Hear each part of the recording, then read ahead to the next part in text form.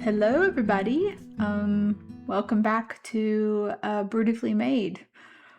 I guess I should still call this podcast that. Um, but yeah, there's been a lot of changes in my life, and just wanted to kind of catch everybody up and where things are, and almost dive into a new way of approaching creativity um, and dealing with life changes and grief and trauma. And it seems like a lot of the most artists in our, I guess, history have dealt with a lot of challenges. And now I am no different. Um, yeah, I am into the second month of a lot of changes. I had to deal with the sudden death of my husband in May, and subsequently, I had to close my art studio. And I also have to move. I could not keep our home. And so that is on the market here soon. And then I moved across the country. And now I am with my daughters, two of my three daughters, in a new state.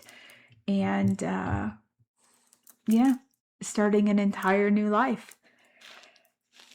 And it's a lot. It's a lot to process. I just don't know how I'm going to do it. And it's teaching me a lot of lessons, and I could only bring a couple of my pets. I had to rehome three of my cats and two of my dogs. So it's just a lot to unpack. And I really, struggled with where to start and what to share, um, how to process everything. It's very healing to be in an entirely new place and with my children near me, and my granddaughters are with me, um, and my son-in-laws. Um, it's it's a lot. It's overwhelming. It wasn't just one loss. It wasn't just losing him. It was losing all of my plans and my dreams. We were together 15 years, and we had known each other since we were 12. And yes, he was a veteran. He did deal with a lot of PTSD. It is a lot to navigate with this system, with the VA system. Um, but on top of that, it's just been a lot to deal with, finding out a lot about him that I didn't know. Um, and your digital footprint never dies. As much as you think you delete things, it comes back. And it's been a struggle dealing with a lot of that. It's not been easy. And I just have to work through a lot. Um, I have a wonderful counselor. Today is my therapy day. I will probably have her for a very, very long time, if not a lifetime. And it's going to take a lot to work through everything. Um, it's just been really tough. We had 6 children between us, and trying to protect them and their feelings and their hearts, making sure they're okay. Very worried about the boys, his sons. Um, my husband had taken his life. He died by suicide. But a few years ago, his younger brother chose that same path. It's just a different method. And dealing with that knowledge that both of them did this, and then dealing with what I know of their past, in family history makes me very concerned for those boys. And reading things that my husband has written about his time in the military and finding other things that define who he was that I didn't know is it is so overwhelming and gut-wrenching, difficult to deal with. Um, yeah, I need help. And I have help. But being a widow at 56 is overwhelming. It's hard to create bright and fun and beautiful things with your heart being so heavy. And I can't tell you how big of a support system that I've had with my children, but with my friends. Even though, the physical ones are clear across the country now. I have a great network of online friends in some creative communities that are helping me get through this, that have been so kind, who have been sending cards and beautiful artwork and just reaching out and checking on me. A lot of them don't understand the depths of everything that I'm dealing with. And yeah, it's hard to not be angry and not be sad and not be mad when you're like playing with your grandkids or when you're sitting down and wanting to draw flowers. It's sometimes coming out, and I've got to figure out a way to process that and to deal with it. Oh, this whole life is just like I'm watching a bad movie. I feel so disconnected from who I am and what I am and who I wanted to be. I've got to redefine everything. Lily won't go off my lap. So if you're watching the video portion, you can see I'm petting her because she wants to sit here because I'm talking. Yeah, it's so hard because this person that I am now, I have never been. And I wouldn't wish this on anybody. I just feel like I'm being so protective of everybody else. And it's hard to put myself first. It really is. I don't know how to do that. Yeah, I've coming to grips with having to put myself first when I've put everybody else first for so long. It's hard. I don't know how to do it. Oh, I miss my space to create. I miss seeing all the kids. That's why it comforts me to be around my children and my grandchildren. It's just it's so difficult to express all the levels that I'm still dealing with, and I'm going to be dealing with for a long time. So the journey in this podcast may change a little bit just because it's going to help me heal to talk about how I'm dealing with stuff. So that may make you want to, I don't know, find something a little bit more brighter.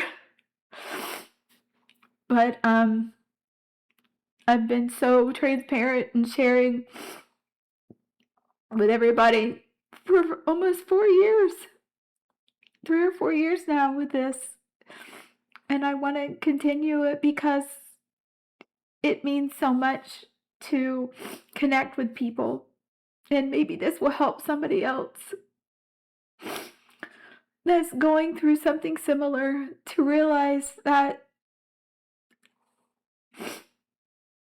when it's this heavy and you start finding out a little bit deeper of maybe why somebody did something like this, because you're blaming yourself. You're telling yourself that you should have seen it, that you should have done something more, that you could have. And I literally was trying, not understanding what was wrong for years, asking, I thought, the right questions, going to doctor's appointments, encouraging help. And I'm going back through old texts and old messages and seeing over and over and over again, but then finding stuff that was never shared, that I didn't know who this person was. And it's devastating. It's like losing them all over again because you didn't know who they were. And yeah, I just got a lot to deal with. A lot to deal with. And I just got to figure out a way to get through it all. I will never not have this grief. I just have to learn to live with how to process it on a daily basis. And I got to get creative again. I got to get happy. I'm such a positive, genuinely happy person. This light is not there fully. There's glimmers of it when I'm with my grands and with my kids. But at the end of the day, sitting alone, devastated that that's my life, is hard. And then you start thinking about all the things that you're realizing and finding. And it's like, who am I? Who was I? Who was I with this person? What does all this mean? And all the things that I thought, oh, this was what was wrong. It wasn't. You were just an excuse or a deflection. Yeah, it's just really hard to come to grips with. And I'm not going to be able to do it without help. And I've just got to find ways to be creative to get me through processing all of this. So my art is is also a huge part of my therapy. It's going to help me get through it all. And I just have, sorry, I'm sniffling so bad. I still can hardly get through talking about everything without crying. One day I will. One day I will. It's just not today. It's not going to be for a while. Again, so if it is not helpful or if it's triggering to hear me, maybe skip a few months until I feel like all I can talk about is more happy things. But this is me right now, and this is how I'm dealing with these changes. And I can't wait to find a different normal, a new normal. I don't know what to call it. Normal's overrated. And I don't know who I'm going to be. I keep seeing these memes that say, if my 2019 self was taking 2026 out for coffee, they would spit their latte out at the stories I'd have to tell him. And that's so true. Absolutely so true. Never would have had on my bingo card that 2026 was going to be so devastating, so life-changing, that I would be a widow, that I would be dealing with the loss of my business, the loss of everything that I built, the loss of my home, the loss of any security I had whatsoever that I had put all my faith into, the loss of somebody that I held in high esteem, in high regards, and cared about. And then realizing that I didn't know who that person was. Never thought that this would have happened. Never saw this as the end result, knowing how they reacted to their brother and a friend choosing this, fighting for other veterans through phone calls to the suicide line. to help them. But then realizing the dates that these things happened and how they aligned with things I'm finding out and what everything means. That's why I need help dealing with everything. And then worrying about our kids and our grandchildren and coming to grips with everything. It's hard. It's really hard. I gotta find a way that I can't let it define who I am. I don't know who I am right now. Oh gosh. But I still want to find a way to be beautifully made. Oh goodness. On the creative side, I did get a new collaboration. So hopefully you're finding that on my social media accounts. Mahjong is still in my life. I've taught my grandchildren how to play. They are almost 6 and 8 and just so smart, and also drawing so they can make their own little mats. They're so sweet. Um, yeah, so I do have some positive lights. I'm still waiting on my stuff from Ohio. It's not here yet. So, yeah. But my pets made it. I made it. My truck made it. I just need to find a place. I'm just in a temporary place right now. But,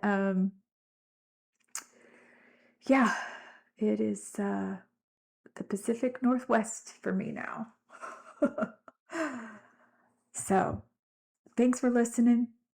And yeah, I can't wait to be more creative, share some ideas, be encouraging, but I'll get through this. I just got to find a way.